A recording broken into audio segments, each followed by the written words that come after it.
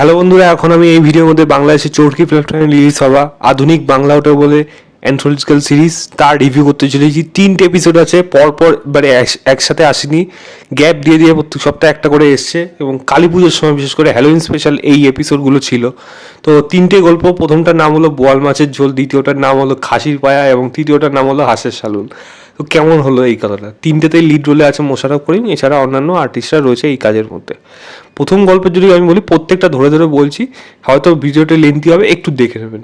প্রথমটা যদি বলি বোয়াল মাছের ঝোল, এই গল্পটা যদি হালকা করে একটু আভাস দিই যে একজন টিচার, সে তার ছাত্রের বাড়িতে যাচ্ছে। ছাত্রের রোল হলো এখানে মোশাররফ করিম। তার টিচারের ইচ্ছা হলো সে তার ছাত্রটাকে ভূতের গল্প শোনাবে এবং সেই সময় তারা মাছ শিকার করবে, মাছ ধরবে।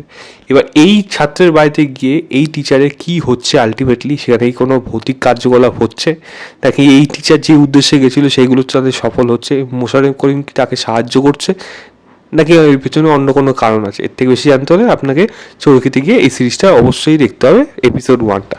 দেখুন, এই গল্পটার মধ্যে সব থেকে, এই 3টে যে এপিসোড আছে সব থেকে বেস্ট যদি হয়ে থাকে তাহলে হলো এই এপিসোডটা হয়েছে, ফার্স্ট এপিসোডটা, যেটার মধ্যে একটা প্রপার গল্প আমার যেটা দেখে ভালো লেগেছে। এবং এই বিশেষ করে ভৌতিক সিরিজ হলো, হরর মানে হ্যালোউইন স্পেশাল হলো, এই গল্পটা কিন্তু আপনাকে মানে জোর করে ভয় দেখাবে এরকম কোনো ব্যাপার নেই, কারণ এরকমভাবে দিকেই তারা যায়নি, বরং রাজা গল্পের দিকে জোর দিয়েছে এবং সেটা কিন্তু দেখতে আপনার ভালো লেগেছে। এবং বিশেষ করে লাস্টের দিকে যেরকমভাবে গল্পকে নিয়ে গেছে এবং সেই জায়গায় মোশাররফ করিমের যা পারফরমেন্স ক্লাইম্যাক্সে, আপনি একটা আলাদাই জগতে চলে যাবেন। দারুণ অভিনয় করেছে মোশাররফ করিম, সাথে যারা ছিল প্রত্যেকেই ভালো অভিনয় করেছে। ওনার নামটা আমার এই মুহূর্তেও খেয়াল নেই, যিনি টিচারের ভূমিকায় অভিনয় করেছিলেন, খুবই পরিচিত মুখ বাংলাদেশে। এবং মোশাররফ করিম জাস্ট এক কথায় ফাটিয়ে দিয়েছে এখানে। এবং এই কাজটার মধ্যে, এই কাজ বিশেষ করে এই এপিসোডটার মধ্যে আমি সিনেমাটোগ্রাফি প্রশংসা খুব ভালো করব, কারণ যেইভাবে কিছু ল্যান্ডস্কেপ শট নেওয়া হয়েছে, গ্রাম বাংলাকে যেরকম তুলে ধরেছে, একটা বাস আসছে সেখানে একটাই জাস্ট গাছ রাস্তার মধ্যে, দারুণ লাগছে সেই শটটা। বা বিশেষ করে যখন মাছ ধরতে গেছে সেই সময় মানে ঝিলের মধ্যে সেই চাঁদের রিফ্লেকশন পড়ছে, দূরে গাছগুলো দেখা যাচ্ছে, হালকা হালকা একটা আওয়াজ, একটা স্পুকি ব্যাপার নিয়ে আসছে, দারুণ লাগছে। মানে অ্যাটমসফিয়ারটা পুরোপুরি ক্রিয়েট করতে পেরেছে, যার জন্য এই এপিসোডটা কিন্তু বাকি এপিসোডগুলোর থেকে অনেক বেশি বেটার হয়েছে। তাই ফার্স্ট এপিসোডটা আমার কাছে কিন্তু বেশ ভালো লেগেছে। এবং যে এই গল্পটা যেরকমভাবে যাচ্ছিল, হ্যাঁ একটা প্রেডিকশন আমি করে নিয়েছিলাম, কারণ এটা অনেক কন্টেন্ট দেখার জন্য এই সমস্ত জিনিস, ছোটোখাটো জিনিস ধরে নেওয়া যায়। তবে হ্যাঁ, সেটা কেন হচ্ছিল, হোয়াই, এবং সেটাই দেখার মতো বিষয় ছিল। এবং সেটা কিন্তু দেখে আমি বলবো এই গল্পটা বিশেষ করে ভালো হয়েছে। আমি যদি পার্টিকুলার রেটিং বলেন তাহলে আমি এই গল্পটাকে বিশেষ করে 10-এর মধ্যে কিন্তু 7 দেবো। দ্বিতীয় গল্পে চলে আসি। দ্বিতীয় গল্পের নাম হলো খাসির পায়া। এই গল্পটা যদি বলি, এই গল্পটা মানে 3টের ডিরেক্টর হলো কাজী আজাদ, এবং এই গল্পটার মধ্যে ডিরেক্টর কিন্তু রীতিমতো ভয় দেখানোর চেষ্টা করেছে, বা বলা যায় ফোর্সফুলি, বা বলা যায় একটা ভয়ের গল্প সে বলার চেষ্টা করে। গল্প যে খুব একটা দারুণ তা কিছু না। মোশাররফ করিম, সে তার ফ্যামিলি, বউ বাচ্চার আছে, এবং তাও বউ বাচ্চা একটা পিকনিক বা একটা জায়গায় যাচ্ছে, সেখানে মোশাররফ করিম যেতে পারছে না অফিসিয়াল কিছু কাজের জন্য, এবং সেখানে একা বাড়িতে বা একা কোনো জায়গায় থাকতে পারে না, কারণ তার প্রবলেম হয়, ওই অন্ধকার ব্যাপারটাকে সে ভয় পায় ব্যাপার। এবং তার সঙ্গে দেখা হচ্ছে একটা বাচ্চা ছেলে। এই বাচ্চা ছেলেটা আসার পর তার লাইফে আর কী কী চেঞ্জ হচ্ছে, এবং এই যে খাসির পায়া, এর গল্পে খাসির পায়া ব্যাপারটা আসলো কোথার থেকে, এবং সেটাকে এই মানুষটাকে হর্ন করে বেরাবে, এবং এই রাত্রেবেলা এই মানুষটা বউ বাচ্চা ছাড়া কীভাবে একা কাটাবে।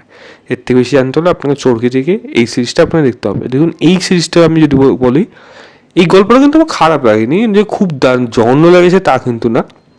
তবে এই কাজটা কিন্তু ফার্স্ট এপিসোডের মতো একেবারেই হয়নি। হ্যাঁ, এখানে কিছু ভয়ের মোমেন্ট দেওয়া হয়েছে, জাম্পস্কেয়ার কিছু মোমেন্ট এখানে রাখা হয়েছে, এবং কিছু মানে চমকে যাওয়ার মতো ব্যাপার রয়েছে, যেটা মোশাররফ করিম দারুণভাবে পুল আপ করেছে। মোশাররফ করিমের পারফরমেন্সের জন্য বরং এই সিরিজটা দেখতে বেশি ভালো লাগছিল। আর অবশ্যই ফার্স্ট এপিসোডটা সব থেকে বেশি বেটার।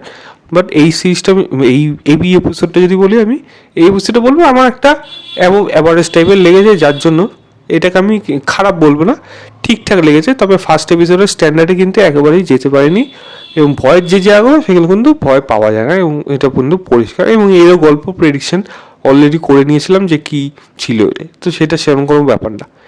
এবার যদি তৃতীয় রেটিং যদি আমি জিজ্ঞেস করেন, তাহলে এই গল্পটা আমি 10-এর মধ্যে আড়াই, এই 10-এর মধ্যে 5 কি 5.5 দেবো, মানে সেই হিসাবে অ্যাবভ কি অ্যাবভ অ্যাভারেজ এরকম টাইপের একটা গল্প বলবো। এবার যদি তৃতীয় গল্পের দিকে যাই, হাঁসের শালুন, এই গল্পের মধ্যে মোশাররফ করিম শিল্পী সরকার অপু বোধহয় সম্ভবত ছিলেন এবং নিদ্রা দে নেহা তারা ছিলেন এবং অন্যান্য আরও আর্টিস্টরা রয়েছে।